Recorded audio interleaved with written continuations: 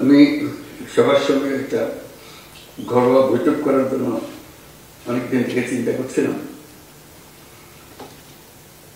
কিন্তু আমার অভিজ্ঞতার অভাবে সেটা করে উঠতে পারতেছিলাম না। শুরু হয়েছিল যখন আমরা ডিসি কনফারেন্স করলাম, আমার খুব ভালো লাগলো যে সবার সঙ্গে দেখা হলো।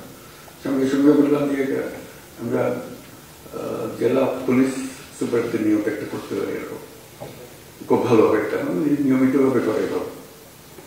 তো বেশ কয়েকবার বলেছি, মনে হয়েছে এতে একটা কাজ হবে, কেউ এটা অর্গানাইজ করবে, কিন্তু আমার একটা কথায় রয়ে গেছে, এটা হয়নি। শেষে একদিন সম্প্রতি আবার কথাটা উঠাতে, তো ঠিক আছে এটা আমরা করি। একটু দেরিতে হলো, তা হলো, আমরা সবাই একত্রে বসলাম, খুব ভালো লাগলো সবার সঙ্গে দেখা করে, যেটা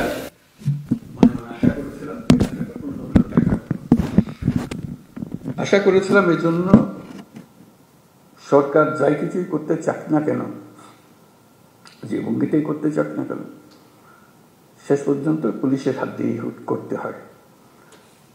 তারা করে দেবে না, তারা এনভায়রনমেন্টটা সৃষ্টি করে। ওই এনভায়রনমেন্ট না থাকলে তাহলে কোনো কাজ আর হয় না। কারণ পুলিশের কথা প্রসঙ্গে বারে বারে আমরা বলছি দুটো শব্দ, আইন ও শৃঙ্খলা। এটাই হলো পুলিশ। কাজে ওই পুলিশের হাতে এটাকে এক্সিকিউট করা, এটাকে এই পরিবেশ সৃষ্টি করা, আইনের পরিবেশ সৃষ্টি করা। আইন যদি না থাকলো তাহলে সরকারও কি, গণতন্ত্র কি, অধিকার কি, মানুষ নাগরিকদের কি, কিছুই থাকে না। কাজে এটাই ছিল মূল জিনিস, যে আমরা পুলিশকে অবহেলা করে কিংবা পাশ কাটিয়ে গিয়ে দেশ করতে পারবো না। তারাই সম্মুখ সারির মানুষ। তারা ক্ষেত্র প্রস্তুত করলে তখন বাকি জিনিসগুলো হয়, তখন বীজ লাগানো হয়, চারা লাগানো যায়, সবকিছু হয়। আইন না থাকলে, শৃঙ্খলা না থাকলে, যত বড় বড় চিন্তাই হোক, যত টাকাই ঢালুন, কোনো কাজে আসবে না। কিন্তু সেই জন্যই পুলিশের গুরুত্বটা মনে মনে খুব অনুভব করছিলাম, যে একবার বসি, নিজেদের মধ্যে একটা আলাপ আলোচনা করি, কি করা যায়, কিভাবে অগ্রসর হব। আজকে তোমাদের তরফ থেকে কথাগুলো শুনে খুব খারাপ লাগলো, যে এই অবস্থার মধ্যে তোমাদেরকে কাজ করতে আমরা ঠেলে দিয়েছি, যে করো। কাজ করার তো একটা পরিবেশ লাগে, সহযোগিতা লাগে, সামর্থ্য লাগে। সেটা ছাড়া, এই ঢাল তলোয়ার ছাড়া আমরা যুদ্ধক্ষেত্রে পাঠিয়ে দিয়েছি যে লড়াই হোক। সেই জিনিসটা আমি অবশ্যই পরপরই এটা নিয়ে বৈঠক করবো, সমাধান করতে পারবো যাই না, কোনো জিনিস সমাধান করতে বড় কঠিন জিনিস হয়ে যায়, কিন্তু চেষ্টা করবো যে কি করা যায়। যদি ব্যর্থ হই, মনে করি যে আমি চেষ্টা করেছিলাম কিন্তু ব্যর্থ হয়েছে, চেষ্টার অভাবে ব্যর্থ হয়নি। এটা প্রথম চোটে মনে পড়লো যে করা। এরকম আলাপ হলে অনেক কিছু মনে পড়বে, যেগুলো আমরা চেষ্টা করব। যদি আমরা বলি যে এটাই তোমাদের কাজ, দেশকে পরিবেশটা সৃষ্টি করা যেখানে দেশ এগিয়ে যেতে পারে, তাই যদি হয়, তাহলে যাদের হাতে পরিবেশ সৃষ্টি করার দায়িত্ব, যাদের কাছে দেশকে তৈরি করার দায়িত্ব এগিয়ে যাওয়ার জন্য, তাদের নিজেদেরকে তৈরি করতে না পারলে তাহলে তারা বাকি কাজ হলো না। তো সেই জন্য আমরা অগ্রাধিকার দিতে চাই, প্রায়োরিটি দিতে চাই যে যেটা আমরা পারি। আর কথা বলার আরেকটা কারণ ছিল, যে কারণে বসতে চেয়েছিলাম, সেটা হলো যে আমি সরকারে যোগ দেবার আগেও বলেছি, এখন সরকারে যোগদান পরেও বলছি, বাংলাদেশ একটা মস্ত বড় সম্ভাবনাময় দেশ। আমি বারে বারে এটা অনুভব করি। এটা শুধু রাজনৈতিক মাঠের বক্তৃতার জন্য না, ব্যক্তি হিসেবে, দেশের নাগরিক হিসেবে অনুভব করি যে এটা বিরাট একটা সম্ভাবনা, এবং কিছু কিছু উদাহরণও যে কেন এটার সম্ভাবনাটা আমি দেখি। কিন্তু সেই সম্ভাবনাটাকে আমরা বাস্তবের দিকে আনতে পারছি না, থেকে যাচ্ছি। আজকে আমরা একটা সুযোগ পেয়েছি, মস্ত বড় সুযোগ, সেই সম্ভাবনাকে কার্যে পরিণত করা। এবং জুলাইয়ের এই অভ্যুত্থানের ফলে সেই সম্ভাবনাটা সৃষ্টি হয়েছে। এই সম্ভাবনার যে পরিবেশ সৃষ্টি হয়েছে সেটাকে যেন আমরা হারিয়ে না ফেলি। কেন হারিয়ে ফেলা খুব সোজা, মুহূর্তে হারিয়ে যাবে। এই সম্ভাবনাকে ধরে রাখা যেটুকু সময় আমাদের আছে সেটুকু সময়ের মধ্যে আমরা চেষ্টা করব, ভবিষ্যতে যারা আসবে তারা আশা করি চেষ্টা করবে, পথটা যেন আমরা সৃষ্টি করে দিই। এই পথে আমরা এগুলো সম্ভাবনাগুলো বাস্তবে পরিণত হবে। শুধু বাংলাদেশ একটা সুন্দর দেশ হবে, নিয়মতান্ত্রিক দেশ হবে, গণতান্ত্রিক দেশ হবে, সেটা তো বটেই। আমি মনে করি বাংলাদেশ পৃথিবীর যে সমস্ত অগ্রগামী দেশ আছে যারা পৃথিবীতে নেতৃত্ব দেয় তাদের মধ্যে একটা হতে পারে, এরকম একটা দেশের সম্ভাবনা আছে। এটা কোনো আত্মতুষ্টির জন্য না, এটা আমরা, আপনারাও নিশ্চয় দেখবেন, তোমরা দেখবে এটা, যেটা একটু বিচার করলে মনে হয় যে হ্যাঁ এই সুযোগ আছে। আমি একটু কয়েকটা উদাহরণ দিই। এই যে গণ অভ্যুত্থান হলো, এটা বিরাট একটা কাণ্ড, ইতিহাসের একটা বিরাট পরিবর্তন সূচিত হলো। লণ্ডভণ্ড অবস্থার মধ্যে আমরা এই যাত্রা শুরু করলাম। সারা দুনিয়ার যত দেশ আছে সবাই আমাদেরকে সমর্থন করলো। শুধু মিনমিনে সমর্থন না, আচ্ছা আচ্ছা ঠিক আছে করো, ওরকম না, উৎসাহ করে এসে আসলো। তারা যেরকম মনে করেছে যে হ্যাঁ এই দেশ যদি উঠে দাঁড়াতে পারে সেটা ভালো সঙ্গী হবে সবাই। আমাদের উপরে তারা ভরসা করেছে, যেরকম আমরা নিজেদের উপরে সে ভরসা আনতে চাই। আমাদের সে ভরসা অনেক সময় হারিয়ে যায়, যে মনে হয় যে না কী হবে, এই তো 2 দিন পরে আবার সব পাল্টে যাবে, কয়দিন থাকবে এটা দেখি আমরা। এটা প্রশ্নবোধক নিয়ে অগ্রসর। আমি যেটা বলার চেষ্টা করছি যে প্রশ্নগুলো সরিয়ে দেওয়া, আমাদের কোনো প্রশ্ন নেই, আমরা এটা করবই, আমরা করার সামর্থ্য আছে আমাদের। এই যে নতুন করে আমাদের যাত্রা শুরু হলো, এটা একটা মস্ত বড় সুযোগ। এই সুযোগটার উপরে আমি আন্ডারলাইন করছি, এই সুযোগটা যেন আমরা হারিয়ে না ফেলি। এটা শুধু মুখে বললে তো হবে না, সেটা ওই যে আজকের যে আলোচনা হচ্ছে সেটার মাধ্যমে ওটা করতে হবে, যে সুযোগগুলো সৃষ্টির জন্য তারও একটা পরিবেশ লাগে, সেই পরিবেশটা সৃষ্টি করা। তো সেখানে পুলিশ বাহিনী একটা মস্ত বড় ভূমিকা পালন করে। ওই যে বললাম আইন ও শৃঙ্খলা। আইনটা যদি আমরা সঠিকভাবে প্রয়োগ করতে পারি, শৃঙ্খলা যদি প্রতিষ্ঠিত করতে পারি, তাহলে যে কোনো যুদ্ধ জয় সম্ভব। এই যে এগিয়ে যাওয়ার যে যুদ্ধ লড়াই, যেটা এটা আনন্দের লড়াই, এটা কোনো কষ্টের লড়াই না। যত এগিয়ে যায় তত ফুর্তি লাগে, নিজের কাছে ফুর্তি লাগে, নিজের ছেলে মেয়েদের সঙ্গে কথা বলতে ফুর্তি লাগে যে আমরা একটা কাজ করছি, তারা দেখছে, তারা উদ্বুদ্ধ হচ্ছে, এবং নিজের তুষ্টি হচ্ছে যে আমি একটা এমন ভূমিকায় আছি যে ভূমিকায় দেশের একটা পরিবর্তন হবে। আমরা নতুন বাংলাদেশ বলে শব্দটা বলি সবসময়, নতুন বাংলাদেশ, এটা কথার কথা না। এটা নতুন বাংলাদেশ আমরা এই জন্য বলি যে পুরনো বাংলাদেশ হচ্ছে অন্ধকার এক যুগ, আমাদের ভয়ঙ্কর একটা যুগ। সেই ভয়ঙ্কর দিন থেকে আমরা সুন্দর ঝলমলে একটা দিনে আসতে চাই, সেটা হলো নতুন বাংলাদেশ। পুলিশ বাহিনীরও মুশকিল হলো ওই অন্ধকার যুগের তারা অ্যাক্টিভ পার্টিসিপেন্ট ছিল, নিজের ইচ্ছায় না, সরকারি কাজ করতে হয়, কাজ করেছে, আমরা কাজ করছি, আমাদের হুকুম পেয়েছে, করেছে, করতে করতে আমরা ওরকম চিন্তাতে পড়ে গেছি। কাজে নতুন বাংলাদেশ সৃষ্টি করার জন্য তোমাদেরকে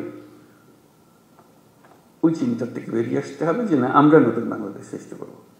আমাদেরকে অনেক দোষ দেয়, আমরা দেখিয়ে দেবো মানুষ খারাপ না, আমরা খারাপ মানুষের পাল্লায় পড়েছিলাম, আমরা সে খারাপ মানুষ থেকে বের হয়ে এসেছি, আমরা ভালো মানুষ, আমরা দেখো কি করতে পারি। সেই দৃঢ় চিন্তাটা মাথার ভিতরে রাখতে হবে যে আমরা একটু দেখিয়ে ছাড়বো। আমাদেরকে সবাই গালিগালাজ করে, মন্দ বলে, আমাদের কাজের মাধ্যমে আমরা দেখাবো যে আমাদের হাত দিয়েই এই নতুন বাংলাদেশ সৃষ্টি হবে। আমরা একটা তাতে বড় রকমের ভূমিকা পালন করব, কারণ আমাদের কাছেই রয়েছে আইন এবং শৃঙ্খলা। এটা আমরা প্রতিষ্ঠা করব। এটা প্রতিষ্ঠিত করতে পারলেই ওই এনভায়রনমেন্টটা সৃষ্টি হয় যেখান থেকে এটা উড়ান দেবে। দেশটা উড়ান দিতে হলে তার একটা মোমেন্টাম জেনারেট করতে হয়। এই মোমেন্টাম জেনারেট করার জন্যই হলো এটা, যে আমাদের আইন এবং শৃঙ্খলাটাকে প্রতিষ্ঠিত করা। মুখের কথা না, মানুষ দেখলেই, পুলিশ দেখলে মানুষ আশ্রয় পায়। এখন পুলিশ দেখলে ভয় পায়, কি আমার এই খ্রিস্টের মধ্যে আর কি হলো, একটা ভয়ঙ্কর একটা ক্যারেক্টার। পুলিশ হলো বন্ধু, এটাই হলো। কারণ আমি আইনের পক্ষের মানুষ, আমি আইন প্রতিষ্ঠা করার মানুষ। আইন হলো আমাদের সবার আশ্রয়। তো পুলিশ হলো সে আশ্রয়দাতা, যে আমি আইনের আশ্রয় নিয়ে আসছি, আইন আপনাকে সুরক্ষা দেবে। এটা যদি আমরা এই ইমেজটা যদি প্রতিষ্ঠিত করতে পারি, অতীতের সব কথা মানুষ বলে যাব। কাজে এটা নিয়ে কান্নাকাটি করে কোনো লাভ নাই, কারণ সেইটা আমরা বদলাতে পারবো না। সেই 16 বছরের ইতিহাসে আমরা বদলাতে পারবো না। সেই 16 বছরের কালিমা আমার সারা গায়ে মাখা আছে, আমি রাতারাতি পাল্টাতে পারবো না। এটা মানুষ হিসেবে আমি আমার কর্তব্য নির্ধারণ করতে পারি, আমি আমার সম্পূর্ণ নতুন ভাবমূর্তি আমি প্রতিষ্ঠা করতে পারি। এবং যে সরকার তোমাদের নিয়ে কাজ করছে, সেই সরকারের ইচ্ছা যে তোমরা সেই ভাবমূর্তিতে চলে আসো, যাতে করে সবাই, দুনিয়া সবাই দেখে, মানুষ, দেশের মানুষও দেখে আমরা শুধু পুলিশ বাহিনী না, আমরা নতুন বাংলাদেশের পুলিশ বাহিনী। এই ক্যারেক্টারটা জন্য দেখলে মনে হয় যে না, এই লোকটা, এই পুলিশটা নতুন বাংলাদেশের পুলিশ। তোমার কাজে কর্মে তখন মানুষ অতীত ভুলে যাবে, মাফ করে দেবে, যা আমাদের সবাইকে ভুক্তভোগী হতে হয়েছে, সেটার কারণে তাদেরকে সেই ভূমিকা পালন করতে হয়েছে। এখন সুযোগ পেয়েছে, তারা নিজের চরিত্র নিজের ভাবে উন্মোচন করেছে যে আমি নতুন বাংলাদেশের পুলিশ। এই নতুন বাংলাদেশের পুলিশ বলতে যা যা তোমার মনে আসে, সেই জিনিসটাকে প্রতিষ্ঠা করা, এটাই হলো আমাদের মূল কাজ। এটা করতে পারলে আমরা আমাদের এই যে সুযোগ সৃষ্টি হলো, আমি যেটা সুযোগের উপরে জোর দিচ্ছি, অভ্যুত্থানের কারণে যে সুযোগ সৃষ্টি হয়েছে, যার কারণে আমরা নতুন বাংলাদেশের কথা জোর দিয়ে বলছি। মাঝে মাঝে লোকে মনে করে এটাও একটা রাজনৈতিক বক্তব্য, বলতে শুনতে ভালো লাগে কিন্তু অন্তঃশাসন না। আমরা সেভাবে বলার চিন্তা করি নাই। আমরা বাস্তবিক পক্ষে মনে করেছি যে এটা একটা মস্ত বড় সুযোগ। এটা নতুন দেশ, যেমন নতুন দেশ আর আশেপাশের 2-4টা দেশের সঙ্গে পাল্লা দেবে তা না। আমরা দুনিয়ার মাঠে খেলোয়াড়, আমরা ছোট মাঠে খেলোয়াড় না।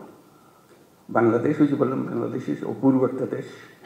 সেই দেশে যারা আমরা দুনিয়ার মাঠে খেলি, আমাদের দেখে লোকে হাততালি এসছে, বাংলাদেশ নেমেছে এবার। ওরকম চাই, ওরকম এমন করতে পারি। এটাও কোনো বাক্য উচ্চারণ করা মানুষের মধ্যে একটু ভাবনা চিন্তা সৃষ্টি হবে তা না। আমরা বাস্তবে পারি, আমাদের সেই সুযোগ আছে। সেই সুযোগগুলোর কথা বারে বারে বলার চেষ্টা করছি, এই সুযোগগুলো যেন আমরা গ্রহণ করি। তো সেই নতুন বাংলাদেশের পুলিশ বাহিনী হিসেবে আমাদের করণীয় কি করতে পারি? অতীত নিয়ে কান্নাকাটি করার দরকার নাই, নতুনের জন্য আমরা প্রস্তুত এবং করে দেখাবো। এটা মুখে বলে আমরা নতুন বাংলাদেশ করবো ইত্যাদি মুখে বলার দরকার নেই, কাজে বলবো যে হ্যাঁ এই হলো নতুন বাংলাদেশের পুলিশ বাহিনী। সবাই ভাবা দেবে যে হ্যাঁ এই একটা কাজ, এবং আশেপাশের যারা আছে তারা বললো যে ভাই আপনার একটা কাজ দেখালেন এবার। এটা আমরা চিন্তা করি নাই, পুলিশের হাত দিয়ে এর কাজ হতে পারে, পুলিশের মাথায় চিন্তা আসতে পারে। কারণ পুলিশ সম্বন্ধে ইমেজ হলো যে তারা খারাপটা আগে দেয়, খারাপটা আগে করে। আমরা ভালোটা আগে দেখবো, ভালোটা আগে করবো। আমাদের পুরো বাহিনীটা নিয়োজিত, 1-2 জন করা সেটা ঠিক আছে, খারাপ না, কিন্তু তাতে বাহিনী পাল্টায় না। বাহিনী সামগ্রিকভাবে একটা কাঠামো, এই কাঠামোর কাছে অনেক শক্তি, যদি আমরা সেই শক্তিকে ঠিক দিকে প্রসারিত করি। সেটি বলার জন্য, যে কমিউনিকেট করার জন্য যে আমরা এই সুযোগটা গ্রহণ করি, আমরা কি কি করলে হবে সেই আলোচনাটা আমরা শুরু করি। যে এই জিনিস হলে এটা একটা টিম ওয়ার্ক, তো এটা তো আর একক কোনো উপদেষ্টা মহোদয় হুকুম দিয়া দিল আর তোমরা করে ফেললে, এরকম না। এটা সবাই মিলে একটা টিমের মতো খেলতে হবে। এবং বাংলাদেশের যত টিম আছে সবচেয়ে গুরুত্বপূর্ণ টিম হলো তোমরা, পুলিশ টিম। আমরা বহু টিম আছে, ব্যবসা বাণিজ্য অন্যান্য বহু রকমের জিনিস, কিন্তু গোড়াটা ঠিক করে দিতে হয় পুলিশকে। ওই যে বললাম যে পরিবেশ তার হাতে, পরিবেশ মানে কাজ করার পরিবেশ। এই পরিবেশটা তোমাদেরকে সৃষ্টি করতে হবে এবং তোমরা পারবে, না পারার কিছু নেই। এবং যদি অতীতের কোনো কাজে তোমার কাছে অনুশোচনা এসে থাকে, দুঃখ এসে থাকে, এই হলো সুযোগ। এই দুঃখটাকে মোচন করার জন্য এমন কাজ করব, মানুষ ওটা শুধু ভুলে না, এই যেটা নতুন কাজ সেটা দিকে আমাকে স্মরণ করবো, অতীতের প্রশ্ন উঠবে না আর আমার কাছে। তারা পরিষ্কার দেখবে যে আমরা কি করি না করি, এই জিনিসটা করা। তো সেটা বলবো যে আমরা তো করতে চাই, কিভাবে করব, আমাদের তো সুযোগ দিচ্ছে না। এই সুযোগটা কিভাবে আমরা করতে পারি? আমরা সবাই মিলে একটা টিম, তোমরা একটা টিম আলাদা এরকম না, আমরা সবাই মিলে একটা টিম। তোমাদেরটাও সেই সুযোগ করে দিতে হবে, যাতে করে আমরা যতটুকু আমাদের সাথে আছে সেগুলো, সেই আয়োজনগুলো করে দেওয়া যাতে আমরা করতে পারি। বাংলাদেশের সুযোগের মধ্যে একটা যেটা যে বললাম যে মস্ত বড় সৌভাগ্যবান যাতে তার মানুষ, মানে আমরা সবসময় চিন্তা করে এসেছি যে বাংলাদেশে এত মানুষ, এর কপালের দুঃখ ছাড়া আর কিছু নেই, খালি বাড়ছে তো বাড়ছেই, এতগুলো মানুষ। বাস্তব পরিস্থিতি তো উল্টা। আমরা এত সৌভাগ্যবান জাতি যে আমাদের শক্তির অন্ত নাই, মানুষের শক্তি। মানুষের শক্তির সঙ্গে কেউ পাল্লা দিতে পারে। মানুষের ভিতরে ভীষণ রকম একটা সৃজনশীলতা আছে, যে সমস্যা দিকে সেই সমস্যাকে উল্টে ফেলে। এটা সমাধান এমন জিনিস হয় যে মানুষ চিন্তাও করে না, এটা সমস্যা ছিল, এটা এসে অদ্ভুত রকম করে পাল্টে ফেলছে। আমাদের সেই সামর্থ্য আছে, কারণ আমাদের যে জনসংখ্যা তার বেশিরভাগ হলো একেবারে কাঁচা তরুণ। এরকম দেশ দুনিয়াতে নাই, এত মানুষ, এত তরুণ মানুষের দেশ। এবং সে তরুণ অসহায় তরুণ না, তারা নানা বুদ্ধি সল্লা করে, এটা করে ওটা করে, কোনো জিনিস বাদ থাকে না। আমরা অতীতে যা যা করে এসেছি একটু ফিরে দেখলে, তার ব্যাখ্যা করলে দেখা যাবে কী রকম সমস্যাটাকে তারা সমাধান করে দিয়ে নিজে নিজে সব করে ফেলেছে। আমরা সবাই মিলে তাদেরকে বাধা দিয়েছি, সরকার বাধা দিয়েছে, পুলিশ বাধা দিয়েছে, ব্যবসা বাধা দিয়েছে, কিন্তু তারা এর মধ্য থেকে কাজটা করে ফেলেছে। আমরা পথে পথে তাদের বাধা সৃষ্টি করেছি। সরকারের একটা ভূমিকা হলো বাধা সৃষ্টি করা, আমরা সে বাধাকে তাকে দিয়েছি, সে বাধাকে অতিক্রম করে তাকে করতে হয়েছে। এখন আমাদের যেটা শপথ নিতে হবে, সিদ্ধান্ত নিতে হবে যে মানুষকে আমরা বাধা দেব না, তার পথকে আমরা সহজ করব, তার পাশে থাকবো। তাহলে দেখবে যে এই দেশের এখন সমস্যা হবে না। শুধু তার পাশে থাকা, শুধু আইনের ভেতরে তাকে রাখতে হবে। তাকে বলতে ভাই আইনটা পাল্টেন না, আইনটা হাতে নিয়েন না, আইনের ভিতরে থাকেন, আমি যা দরকার আমি করে দেবো আপনার জন্য, আইনের ভেতরে থাকেন। আর আমি নিজে যদি আইন ভঙ্গ করি তাহলে সে তো বলবে যে আসে আমি কি, আপনি কি আমার ওয়াজ করতেছেন, সেই ওয়াজটা আপনি নিজে মানতেছেন না, সে হাসবে। এখন এটা কোনো অর্থ থাকবে না। কাজে নিজে আগে মানি যে আমি আইনের ভেতরে থাকবো, এবং তখন সে মানবে যে হ্যাঁ আইন এটা আমাদের করতে হবে, যে করা সম্ভাবনার কথাটা বললাম। এই সম্ভাবনাটা কিভাবে আমরা কাজে লাগাবো? এই সরকার, অন্তর্বর্তীকালীন সরকার, এটা হাতে খুব বেশি সময় নেই। আমরা অলরেডি 7 মাস পার করে এসেছি। আমরা বলছি ডিসেম্বরে নির্বাচন হবে। কাজে এর মধ্যে যা আমরা করতে চাই, যা আমাদের সামর্থ্য আছে এগুলো করে ফেলা। কাজে কী কী সংস্কার আমরা সংস্কারের উপর দিচ্ছি, তোমরাও সংস্কারের কথা বলছো, যে আমাদের যত সংস্কার করার দরকার আছে আমি করে ফেলি। কারোর জন্য অপেক্ষা করে আমাদের কোনো ফায়দা হবে না, কাজটা করতে হবে এবং সেটা আমাদের প্রতিষ্ঠিত করতে হবে যে আমরা সেই অংশটা করব। এটা আশ্বাস দিলাম তোমাদেরকে। তোমরা আমাদেরকে বলো যে আমরা আমাদের পার্টটা আমরা করবো। আমরা এই নতুন বাংলাদেশের নতুন সৈনিক পুলিশ বাহিনী হব। এটা হলেই আমরা ওই ক্ষেত্রটা প্রস্তুত করলাম। এই ক্ষেত্র প্রস্তুত করলেই আমরা থাকি আর না থাকি, এটা রেশ থেকে যাবে, এটা চলবে। অন্যরা মনে করবে যে না এটা সুন্দর চলছে, এটা চলতে থাকবে, সেই জিনিসটা করে। যেহেতু নির্বাচন আসছে, নানা রকমের সমস্যা হবে, নানা রকম চাপ আসবে, তবে ডেসপারেট হয়ে যাবে, আমার ক্যান্ডিডেটকে জেতাতে হবে, ওর ক্যান্ডিডেটকে জেতাতে হবে। তুমি এখন আইন মানতে চাইলে তোমার উপরে খেপাখেপি করবে যে না কিছু তো আইন, তুমি আমাকে আইন দেখাও, এসব হবে। আমাদের সেখানে শক্ত থাকতে হবে, আইনের ভেতরে থাকতে হবে, যাতে করে যে সরকার নির্বাচিত হয়ে আসবে সে সরকারের আইনের সরকার যেন হয়, আইনের মারফতে যে এসছে, যে আইন ভেঙে ভেঙে এসছে সে সরকার কোনোদিন আইন রাখতে পারবে না, কারণ সে ভাঙারই অভ্যাসটা। কাজে এই যে সুযোগের কথাটা বললাম, এই জন্য বললাম এই সুযোগটা হলো এমন যে আমরা যাতে ভবিষ্যতের সরকারটা যেন আইন মানা সরকার হয়, এটার জন্য আমরা নিশ্চিত করতে পারি। সেটারও দায়িত্ব তোমাদের হাতে, যেহেতু নির্বাচনটা তোমাদের হাত দিয়ে হবে। কারো কথা মানার দরকার নাই, না অন্তর্বর্তীকালীন সরকার, না অন্য সরকার যারা নির্বাচন করছে তাদের বিষয়ে কারো কথা। আইন যা বলে তুমি আইনের ভেতরে থাকো, তাহলে পরবর্তী সরকার আইন মানার সরকার হবে। আর যদি বলছি হ্যাঁ ওরা কি আছে, ওরা তো আসতেছে, ওদের কুটুম মানুষ ছাড়া আমরা কি করব, তাহলে আমরা অন্যদিকে চলে গেলাম। যেই হোক সে ছাত্রদের দল হোক, সে পুরানা দল হোক, নতুন দল হোক, কিছু হয় না, বলে আমরা আইনের ভেতরে আছি। আইন আমাদের যা নির্দেশ দেবে সে নির্দেশ, আপনারা আইন পাল্টান, আমরা সে নতুন আইন সেভাবে করবো। ওই জিনিসটা যেন শক্ত থাকে, যে আইনের ভেতরে থাকবো, যাতে ভবিষ্যৎ আমাদের আবার এই পুরনো জগতে ফিরে যেতে না। আমাদের শুধু ভয় হলো আবার অন্ধকারে যেন হারিয়ে না যায়। এক মহা অন্ধকার থেকে আমরা পার হয়ে এসেছি, আমাদের কপাল ভালো, ছাত্ররা আমাদেরকে সেটার থেকে মুক্তি দিয়েছে। আমরা যেন আবার এই গর্তের মধ্যে ঢুকে না পারি, তাহলে আমাদের আর রক্ষা নেই, আমাদেরকে কেউ আর উদ্ধার করতে পারত না। তো আজকে খুব ভালো লাগলো আলাপ করে, আরেকটা বেশি আলাপ করে নিয়ে বলতে, তোমাদের তো বিভিন্ন জেলার থেকে এসছো, বিভিন্ন রকম কাজ।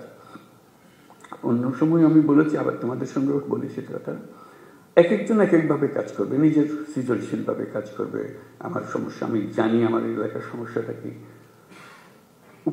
উপর থেকে হুকুমের অপেক্ষার দরকার নেই, উপরওয়ালারা হুকুম দেবে নানা জিনিস। আমি আমার জগতের সমস্যাটা দিকে, আমার জেলার কী কী সমস্যা, এটা আমি একটা তালিকা নিয়ে নেবো। এইগুলোতে আমি একটা প্রায়োরিটি দেবো, এই জিনিসগুলো আমি করবো। নিজের একটা ব্যক্তিগত একটা ডিসিশন, এটা আমি করবো। এই জিনিসটা আমি সহজ করে দেবো, এই জিনিসটা আমি করবো। যে সমস্ত জিনিস আমার দরকার, যেমন আমাদের আইন শৃঙ্খলার যা যা বিষয়গুলো আছে, বিশেষ করে নারীদের বিষয়ে এখন জোর আলাপ চলছে, যেটা আমাদের রক্ষা করতে হবে, নারীদের সুরক্ষা দেওয়া। এটা একটা মস্ত বড় কাজ। এটা আমাদের অবহেলার কারণেই এটা ক্রমে সমাজের মধ্যে দ্রুত বিস্তার লাভ করেছে। আমাদের দেশের অর্ধেক মানুষ অসহায় হয়ে পড়েছে, তাদের প্রতি দৃষ্টি দেওয়ার কেউ নাই। তার রাস্তাঘাটে চলতে গেলে ভয় লাগে, কথা বলে আপনার মেয়ে রাস্তা দিয়ে যায়, সে ভয়ে বয়ে যায়। এটা কোন ধরনের কথা? এই দেশের একজন নাগরিক রাস্তা দিয়ে যাবে, তার মনের মতো একটা ভীতি টানি, মানে তাকে তার দিকে তাকালে কি বুঝবে, কোন দিকে তাকালে, না নিচের দিকে তাকালে না উপর দিকে তাকাবো, বুঝতে পারছে না। কোন কাপড় পরবো বুঝতে পারছে না। কোনটা আমি নিরাপদ হবো, আমার নিরাপত্তা কোথায়? বাপ হিসাবে, ভাই হিসেবে আমাদের তো একটা পারিবারিক দায়িত্ব আছে, তারপরে পুলিশ হিসাবে আমাদের সবচেয়ে বড় দায়িত্ব। আইনে তাকে সমস্ত অধিকার দিয়েছে, সেই আইন তার জন্য দেওয়া, তার হাতে তুলে দেওয়া, যে হ্যাঁ এই আইন আপনাকে অধিকার দেবে, আমি সেই আইন প্রয়োগ করার মালিক, আমি আপনার অধিকার নিশ্চিত করার দায়িত্ব আমার, আমি এই অধিকার নিশ্চিত করবো, আমার এলাকায় আমি নিশ্চিত করবো। সারা বাংলাদেশে কি হচ্ছে এটা তো আমি জানতে থাকবো, কিন্তু আমার হলো যে আমার যে এলাকাতে, আমি তো একটা এলাকার মালিক, আইনের মালিক, আমি হলাম সরকার, আইনের সরকার। কাজে আমার নিশ্চিত করছে সে অধিকার যেন প্রতিষ্ঠিত করতে পারে, কোথাও যেন এটা নিয়ে প্রশ্নটা তুলতে না পারে কেউ। এই নাগরিকদের অধিকার হিসেবে আমার সেই জিনিসগুলো দেওয়া, যাতে করে অধিকার থেকে সে কোনো রকম বঞ্চিত না হয়। তারপরে আরও নানা রকমের অধিকার আছে, সেগুলো যেন আমরা বঞ্চিত না হয় কেউ, সে প্রতিষ্ঠিত করা। বিশেষ করে নারীদের বিষয়টা এসছে বলে আমি উল্লেখ করলাম, এটা খুব গুরুত্বপূর্ণ বিষয়। কারণ তা না হলে আমরা ওই যে বললাম যে বহু সম্ভাবনার একটা দেশ, সেই সম্ভাবনা এখানে শেষ হয়ে যাবে যদি আমরা ওইটুকু না পারি। সংখ্যালঘুদের নিরাপত্তা একই ব্যাপার। নাগরিক হিসেবে তার আমাদের কনস্টিটিউশন অনুসারে যত অধিকার দেওয়া আছে সবগুলো নিশ্চিত করা আমাদের দায়িত্ব, এবং সেই দায়িত্ব পুলিশের মারফতে আমাদেরকে এক্সিকিউট করতে হয়। কাজে পুলিশ হিসেবে যে সংখ্যালঘুর নিরাপত্তা এবং যে কোনো ব্যক্তির নিরাপত্তা, সে অসহায় গরিব মানুষের নিরাপত্তা, শক্তিশালীর হাত থেকে তাকে বাঁচানো, সেটা নিশ্চিত করা ইত্যাদি, এগুলো যেন আমরা করতে পারি। এই প্রসঙ্গে আরেকটা বিষয় একটু পরিষ্কার করি। আমরা তো বললাম যে আমরা কাজ করব এবং নতুন বাংলাদেশ গড়ব এবং খুব দ্রুত আমরা এগোতে পারবো। সব ঠিক আছে, এগুলো কোনোটাই পেছনে কোনো প্রশ্নবোধক নেই, এগুলো নিশ্চিত একটা বিষয়। কিন্তু এর মাঝখানে আমরা একটা পরিষ্কার মাথার ভেতরে যেন রাখি, আমরা একটা যুদ্ধাবস্থার মধ্যে আছি। আমরা এই 8ই অগাস্টের পরে ভুলে গেছি যে আর যুদ্ধ নাই, যুদ্ধ শেষ, কথা ঠিক না। আমরা একটা কন্টিনিউয়াস যুদ্ধাবস্থার মধ্যে আছি। এইটা যেন মনে থাকে যে আমরা যুদ্ধাবস্থার মধ্যে আছি। এই যুদ্ধ অবস্থার থেকে আমাকে জয় হয়ে ফিরে আসতে হবে, বের হয়ে আসতে হবে। এই যুদ্ধটা কিভাবে হয়? পরিষ্কার, লোকে সুযোগ গ্রহণ করে, যারা পরাজিত শক্তি তারা সুযোগ গ্রহণ করে একটা উস্কিয়ে দেবে, একটা কিছু গোলমাল পাকিয়ে দেবে, এবং প্রথম নজর আসবে পুলিশের নজর। তার দৃষ্টিতেই তো সাংঘাতিক, তো আমাদের বিরাট শৃঙ্খলা ভঙ্গের কাজ করবে, আমাদের শান্তি নষ্ট করবে, আমাদের গোলযোগ পাকিয়ে বলবে। তার চেষ্টা হলে একটু গোলযোগ পাকিয়ে দেওয়া। সে তো সম্মুখ যুদ্ধে আসতে পারছে না, সে কথা একটা প্রচার করবে, প্রচার করে দিয়ে একটা মহাকাণ্ড তুলে দেবে যে এই ওকে মেরে ফেলেছে, ও কী হয়েছে, ও এইরকম করেছে, একটা কথা, একটা ছবি ছাপিয়ে দেবে, একটা পোস্টার লাগিয়ে দেবে ইত্যাদি। এটা কন্টিনিউয়াসলি চলতে থাকবে, কারণ সেই যুদ্ধ ক্রমাগত তীব্রতর হবে। যতই নির্বাচন কাছে আসবে ততই তীব্রতর হবে, কারণ ওই পরিবর্তন হয়ে গেলে আবার তারা মনে করবে যে আমরা আরেকবার পরাজিত হয়ে গেলাম, ওখানে যদি পরাজিত হয়ে যায়। কাজে সেই এটা তীব্রতর করতেই থাকবে। ওইখানেও ফ্রন্ট ফোর্স হলো পুলিশ বাহিনী, নজরে রাখা এবং সবার দিকে খেয়াল রাখা। কাউকে সন্দেহ করেছি তার মানে এই নয় যে তাকে এখনই আমাকে কারাগারে নিয়ে, তা না। সেও দেশের নাগরিক, কাজে তার দেশের নাগরিক হিসাবে তার অধিকার আছে যদি নাগরিক হিসাবে থাকে। আর যদি দোষ করে থাকে তার উপরে নজর রাখবে, দোষ করা মাত্র যেন আমি তার ধরে রাখতে পারি, যেটা আমাদের নিরাপত্তা বিঘ্নিত করছে, আমার আইন ভঙ্গ করছে ইত্যাদি ইত্যাদি যেগুলো আছে। কাজে যেটা আমার আন্ডারলাইন করার কথা যে আমরা যুদ্ধাবস্থার মধ্যে আছে, এই যুদ্ধাবস্থা চলতে থাকবে, বিশেষ করে ইন্টেন্সিফাই হবে, ক্রমাগতভাবে এটা ঘনীভূত হবে। এই মেঘ আস্তে আস্তে কালো মেঘ, কাল থেকে আরও প্রচণ্ড বেগের মেঘ, ঘূর্ণিঝড় ইত্যাদি হতে থাকবে। আমরা যদি সতর্ক থাকি তাহলে এটাকে আর বাড়ার সুযোগ দেওয়ার দরকার হবে না। এই প্রসঙ্গে দেখা যাবে যে অনেক অপপ্রচার, এগুলো তোমরা পরিচিত সব অপপ্রচার যে হয়, অপপ্রচারের একটা মহা কারখানা আছে। নিত্য নতুনভাবে অপপ্রচার হবে, তোমাকেও কনফিউজ করে ফেলবে যে আসল কথা তুমি বুঝতে পারতেছো না এটা কী হইতেছে। ঠিক আছে, সেটার থেকে বাঁচা, এই অপপ্রচার থেকে বাঁচা। অপপ্রচারে কোনো একটা সূত্রপাত হলে তোমার এলাকায় যদি হয়, সঙ্গে সঙ্গে এটা রিপোর্ট করা যে এখানে একটা অপপ্রচার চলছে, এটাকে শিগগিরই এটাকে পরিষ্কার করে ফেলতে হবে, লোকে যেন ভুল ধারণার মধ্যে না থাকে। নড়াচড়া ইত্যাদি, কারাই অপপ্রচার করছে, কারাই ফ্যাক্টরি বানিয়েছে, কোথায় বানিয়েছে, কারণ তাদের এন্ট্রান্স সর্বত্র, যেহেতু তাদের হাতে বিশাল অঙ্কের টাকা আছে, কি পরিমাণ টাকা আছে সেটা পত্রপত্রিকায় তোমরা দেখতেছো। ওইটার থেকে ওই যুদ্ধটা আমাদের জয় করতে, আমরা এই যুদ্ধকে উঠতে দেবো না এটা।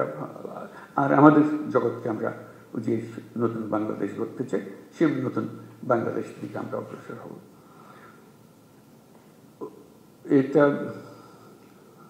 ডিসিদের মিটিংও বলেছিলাম, এখানেও সেটা বলি আমি, এটাও আমার কাছে খুব গুরুত্বপূর্ণ বিষয়। সেজন্য এটা হলো যে আমরা 64 জেলার 64 জন দায়িত্বে আছে। 64 জন তো একরকম না। একটা হলো যে ব্যক্তিগতভাবে একরকম না, একটা হলো যে কেউ অ্যাক্টিভ, কেউ একটু ইনঅ্যাক্টিভ, দুদিন পরে করতেছে, আজকে যেটা করার কথা কালকে বলবো, পরশু করবো, এরকম। তো সেটা যে আমরা যাচাই করবো কীভাবে, সেই জন্য স্বরাষ্ট্র মন্ত্রণালয়কে বলবো একটু খেয়াল রাখা, এটা একটা প্রক্রিয়া সৃষ্টি করা, যাতে করে উৎসাহ হয়। আমার কাজের মধ্যে একটা উৎসাহ আছে, আমি যেন ঝিমিয়ে পড়লে এটা আমাকে জাগিয়ে দেয়। আমি পারি, কিন্তু একটু ঝিমিয়ে গেলে একটু চাঙ্গা করে কি করা, আমি প্রস্তাব দিচ্ছি সেটা র্যাঙ্কিং করা। প্রতি মাসে এই 64 জেলাকে 1 থেকে 64-তে নিয়ে আসা, সবাই কে কোন স্থানে আছে। ক্লাসে এরকম হয় না যে ফার্স্ট বয় সেকেন্ড বয় হয়, ফুর্তি লাগে। আমার একেবারে লেজের গোড়ায় দিয়েছি, আমার খুব খারাপ লাগে, আমি পারি, তখন আমার একটু গোসা লাগে যে কী বলে ওই কারণে আমার উপরে যায়, আমি হচ্ছে অনেক ভালো করি। কত বলবো যে আমার জেলাটা আসলে খারাপ, আমাকে এই জন্য হয়েছে, পরে বলছে না ওরটাও তো খারাপ, ওটা তো ভালো না, ও তো আমার উপরে চলে গেছে। এই জিনিসটা করে, এটা খেলার মনোবৃত্তি থেকে, কোনো কাউকে শাস্তি দেওয়ার জন্য না, যে এটা খেলোয়াড়, যে সবাইকে জানানো হবে এই কী ক্রাইটেরিয়াতে হবে সেই ক্রাইটেরিয়াটা তার ঠিক করে দেবেন। তোমরা জানো যে এই ক্রাইটেরিয়াতে বিচার হয় এবং প্রতি মাসে এটা তৈরি হয় 1 থেকে 64। তো আমাদের যেটা হবে, তাদের স্বরাষ্ট্র মন্ত্রণালয়কে বলতে যেটা হবে, একই ব্যক্তি বারে বারে 64তে থেকে যায়, এটা নিয়ে এখন আমাদের সন্দেহ। যে আগে যে 64 ছিল 64, তারপর 63তে চলে গেছে, তারপরে 50-এ চলে গেছে, তারপরে 32-এ চলে গেছে, সে নড়াচড়া করে। এইগুলো 64 আর নড়ে না দেখি, খালি ওখানেই থাকে। তাহলে তার মধ্যে একটা বেসিক প্রবলেম আছে, হয় এটা তার পারিপার্শ্বিক একটা প্রবলেম অথবা তার ব্যক্তিগত একটা প্রবলেম। সেটার দিকে নজর দেওয়া, তার একটু সাহায্য করা, যে একটু নড়াচড়া, একটু 2-1 ধাপ উপরে ওঠো, চেষ্টা করো, উৎসাহিত করা। কেন এটা উৎসাহিত করা, ইনসেন্টিভ দেওয়ার জন্য, যে আমরা দেখালাম যে কী হলো। ওই শুধু নজর রাখা যে জায়গাতে আছে নিচের দিকে, সেই নিচের দিকে থেকে যাচ্ছে, উপর দিকে উঠতে ওঠার চেষ্টা করতেছে না বা পারতেছে না, তাহলে তাকে ট্রেনিং দিতে হবে, তাকে আরেকজন সাহায্য করে দিতে হবে, যাতে করে সে একটু উপরে উঠতে পারে। আর যে 10-এর মধ্যে ঢুকে গেছে আর 10 থেকে নামতেছে না, বাবা সে শক্ত করে ধরছে, সে ভালো, তার দিকে একটু নজর রাখা, যে হ্যাঁ ভালো কাজ, ভবিষ্যতে অনেক কাজ দায়িত্ব দেওয়া যাবে থাকে, যে 10-এর মধ্যে থাকে, প্রত্যেকবারে দিকে 10। এরকম একটা প্রক্রিয়া হলে ফুর্তি লাগে কাজ করার মধ্যে। তা আমরা প্রযুক্তিকে আনতে চাচ্ছি আমাদের কাজের মধ্যে। আমরা পুলিশ রিপোর্ট করা, কী বলে এটা, মামলা রুজু করা, এগুলো অনলাইন, এগুলো আছে না, অনলাইন চালু করে কাজ হচ্ছে আমি ভালো। এই অনলাইন আমরা সব যত কিছু আছে এখন অনলাইন করার চেষ্টা করি, এটা দিয়ে শুরু হলো অনলাইন, এটা মামলা রুজু করা। আমরা দেখবো তো কোন জেলাতে কয়টা হয়, এটার একটা ছবিটা দিয়ে দেওয়া, টেবিলটা দিয়ে দেওয়া। এই জেলাতে এই মাসে, এই মার্চ মাসে 32টা হয়েছে, এই মাসে, আগের মাসে 30টা ছিল, আগের মাসে 20টা ছিল, এখন 32টা হয়েছে। আরেকজনের প্রথম মাসে 20টা ছিল, তার মধ্যে 40 হয়েছে, তারপর 80টা হয়েছে। দ্রুত চলে যাচ্ছে, একই কাজ।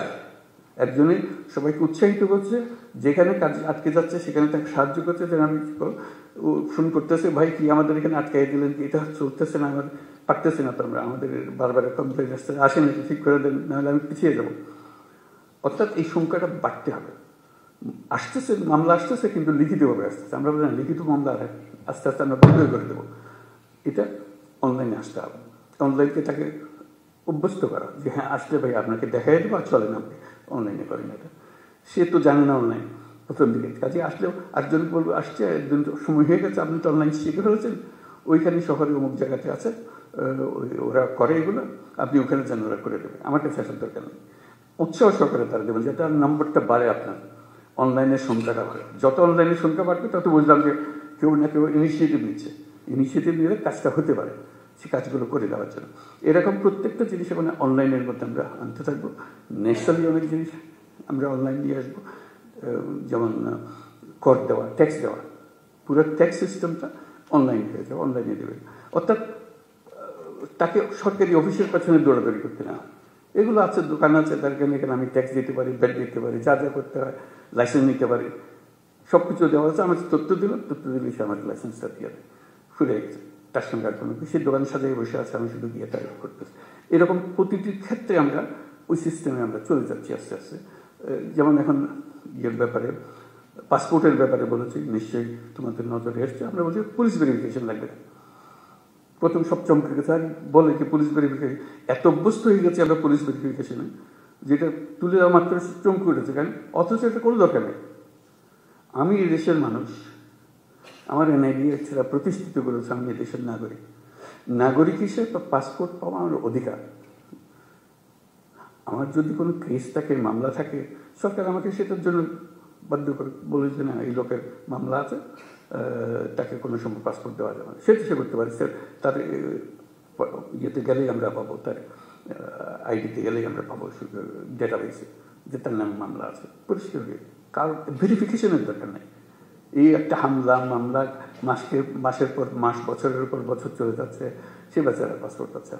তো আমরা বলছি একটু ভেরিফিকেশন রাখবেন। তখন প্রশ্ন উঠলো, এটা একটু বিপদে ফেললেন আমাদের। রোহিঙ্গারা যদি এর মধ্যে ঢুকে যায়, কারণ ভেরিফিকেশন লাগাতে, ভেরিফিকেশনে বুঝতে পারতাম যে এটা রোহিঙ্গা, কাজে তারা আমরা পাসপোর্ট দিতাম না। তো আমরা ঠিক করলাম যে না, সেটা UNHCR যারা রোহিঙ্গাদের দেখাশোনা করে, শুধু যারা, তাদের ডেটাবেস আছে, তাদের ডেটাবেস থেকে সব জানবে যে ওটা দেওয়া মাত্র ওই নম্বর ওর এনআইডি দেওয়ার মাত্রই বলবে যে ও তো এনআইডি নেই, এনআইডি ওটা বেজাল এনআইডি আছে, সে বেজাল এনআইডি অন্য জায়গায় চলে যাবে। তো তখন তার ইয়েগুলো আছে, বায়োমেট্রিক্স আছে, বায়োমেট্রিক্সটা দিলেই সঙ্গে সঙ্গে বলবো যে এটা রোহিঙ্গা ক্যাম্পের বাসিন্দা। তার যেহেতু ওই দুটা ডেটাবেস কানেক্টেড হয়ে যাবে, এটাই এখন আমরা প্রক্রিয়া করছি, যে দুটো একত্র হয়ে যাবে। এটা দেওয়া মাত্রই সমস্ত তথ্য স্ক্রিনে বেশি উঠবে যে ওখানকার, তাহলে সেখানে পাসপোর্ট দেওয়ার পাসপোর্ট অথরিটি ঠিক করবে যে তুমি তো রোহিঙ্গা, তোমাকে আমরা দিতে পারলাম না। কাজে ওখানে পুলিশ ভেরিফিকেশনের দরকার নেই, যেহেতু টেকনোলজি আমাদেরকে সাহায্য করছে।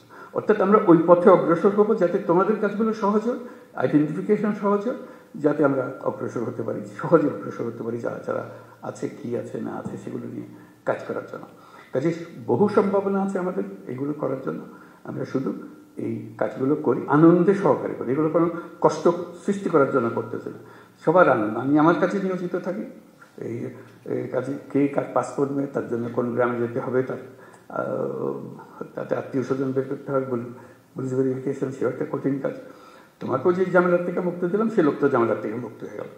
টেকনোলজি ইউজ হলো, টেকনোলজি ইউজ করে আমরা অনেকগুলো কাজ এখন থেকে করতে আরম্ভ করব, এবং যেখানেই টেকনোলজির মোকাবিলা হবে দেখবে উৎসাহিত করবে যে ভাই ওভাবে এটাই ভালো, অনেক শান্তিতে থাকবেন, আর কোনো অসুবিধা হবে না, নিজের কাজগুলো করতে পারবে। অর্থাৎ ভূমিকা পালন করার জন্য আমাদের অনেক জিনিস আছে। পুলিশ বাহিনী হলো আমাদের কোর বাহিনী, যাতে মানুষের সঙ্গে, সরকারের সঙ্গে যে আমাদের সংযুক্ত রাখে, মানুষের মনে উৎসাহ সৃষ্টি করে, আনন্দের সৃষ্টি করে, যে আমরা জাতি হিসেবে এগিয়ে যেতে চাই, আমরা হেরে যাওয়ার জাতি না, আমরা জয় হওয়ার জাতি, আমরা পারবো, আমাদের সেই সম্ভাবনার দুয়ার খুলে গেছে, সেই সম্ভাবনাগুলোকে আমরা কাজে লাগাতে চাই, সেই কথাগুলো বললাম। আজকে এই কথাগুলো বললাম, আরও ভবিষ্যৎ আরও হবে, এখন অনেক জিনিস জানতে পারলাম, এগুলো নিয়ে আমরা বসে যতটুকু করতে পারি, যাতে করে আমরা আমাদের কাজগুলো যে কয় মাস আমরা দায়িত্বে আছি, সেই কয় মাসে অন্তত আমরা অনেক দূর নিয়ে যেতে পারি। ভবিষ্যতে কী হবে সেটা ভবিষ্যতের হাতে, কিন্তু আমাদের প্রতিটা দিন যেন আমরা মনে করি যে আমরা একত্রে সবাই মিলে বসে দেশের জন্য একটা কাজ করেছে, যেটা দেশকে এগিয়ে নিয়ে যেতে সাহায্য করছে। বিশেষ করে আমাদের ছেলেমেয়েরা, তারা আমাদের দিকে তাকিয়ে আছে যে আমরা কী করছি, তাদের কপালে কি সিল মেরে দিচ্ছি যে দেওয়ালে কিছু দুঃখ ছাড়া কিছু নেই, নাকি তাদের দরজা খুলে দিচ্ছে যে তারা যেখানে ইচ্ছা পারে তারা যেতে পারে, তাদের সামর্থ্য দেখাতে পারে, তাদের অবস্থান দুনিয়ার সামনে তুলে ধরতে পারে, এবং সেটা পারার মতো জিনিস। আমাদের সামনের প্রজন্মদের বিষয়টা হলো প্রযুক্তির জন্ম। এই প্রযুক্তি দিয়ে তারা কোথায় যে চলে যাবে আমরা চিন্তা করতে পারছি। আজকে যে ছোট্ট বাচ্চাটা আপনার ঘরে বড় হচ্ছে, দেখবেন যে সে কী যে কাণ্ড করে ফেলেছে তার 18 বছর বয়সে, 19 বছর বয়সে, আপনিও বুঝতে পারেন নাই, আপনার ফ্যামিলির কেউ বুঝতে পারেনি, সেও বুঝতে পারেনি, কিন্তু সে রাস্তা পেয়ে গেছে, যেহেতু প্রযুক্তি তার হাতে এসেছে। প্রযুক্তি একটা হলো যে আলাদিনের চেরাগের মতো, এটা যার হাতে গেছে সে এটা নিয়ে যে কোনো ইচ্ছা যে কোনো জিনিস করতে পারে। আমরা স্টারলিংকের কথা বলছি, যে স্টারলিংক আশা করি কিছুদিনের মধ্যেই শুরু হয়ে যাবে। হয়ে গেলে দেখবেন যে ফাস্ট ইন্টারনেট, খুব দ্রুত গতির ইন্টারনেট হয়ে গেলে এই বর্তমান যে ইন্টারনেট আছে তার তুলনায় এটা এত গতি, তাতে সমস্ত কিছু হাতের মুঠোয় চলে আসবে, মুহূর্তের মধ্যে হাতের মধ্যে চলে আসবে, যে যা করতে চায়, আর কারোর জন্য অপেক্ষা করতে হবে। এটা তো একটা টেকনোলজি, এরকম বহু টেকনোলজি আরও আসতে থাকবে, যাতে আমাদের হয়তো একটু ধাক্কা খেয়ে এটা শিখতে হবে, কিন্তু বাচ্চারা জন্ম থেকে শিখে ওঠে। কেমনে শিখে, কে শেখায় আমরা জানতেও পারি না, কিন্তু সে শিখে ফেলেছে সব কিছু। 10 বছরের বাচ্চা, 11 বছরের বাচ্চা সবাইকে শেখাইতেছে কী হইতে হবে। তুমি পারবে না, আমার আমি করে দিচ্ছি, 1 সেকেন্ডের মধ্যে সে করে দিল। আমি ঘন্টা খানিক ধরে চেষ্টা করছি, এটা পারতেছে না, সে 1 সেকেন্ডের মধ্যে এটা করে দেয়। তার মধ্যে একটা বিল্ডিং একটা জিনিস আছে যেটা আমাদের মধ্যে নাই, আমরা পারিনি, আমাদের জমানায় সেটা ছিল না বলে। এখন তার জমানায় এসছে, সেটাতে ওস্তাদ হয়ে গেছে, সেই জগতের মধ্যে আমরা প্রবেশ করছি। ওকে এখন বাড়ার সুযোগ দেন, উড়ার সুযোগ দেন, সেই জন্য আমাদেরকে সবাই নিয়ে উড়ান দিতে পারে। তো সবাইকে ধন্যবাদ। আজকে কথাবার্তা হলো, আশা করি ইনশাল্লাহ ভবিষ্যতে আবার এরকম সুযোগ হবে এগুলো বলার জন্য, আলাপ করার জন্য। আপনাদের বাকি অনুষ্ঠান চলতে থাকুক। আজকে আপনাদের কাছ থেকে বিদায় নেব। আসসালামু আলাইকুম।